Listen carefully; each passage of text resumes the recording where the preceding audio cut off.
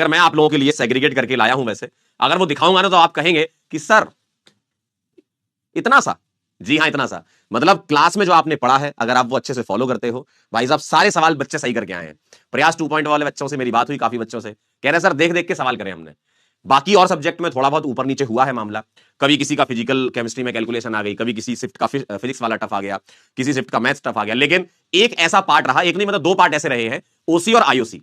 ये दोनों पार्ट की अगर हम बात करें तो ये दोनों पार्ट से डायरेक्ट सवाल आए हैं, डायरेक्ट सवाल आए हैं। और ये चीज मैं आपको दिखा दूंगा। अब मैं अपने मुंह से क्या ही बोलूं, आप खुद ही देख लीजिए, है ना। आप खुद ही देख लीजिए और खुद सॉल्व करके मुझे बताइए, है ना। जैसे ये सवाल है, आप मुझे बताओ क्या ये सवाल सीधा क्लास का नहीं है? बोलो, क्या ये सवाल सीधा क्लास का नहीं है? जो पढ़ाया वही आया, देखिए जरा। क्या ये सीधा सवाल का क्लास नहीं है? बताइए। आप खुद देखो, आपकी कॉपी में मिलेगा ये सवाल।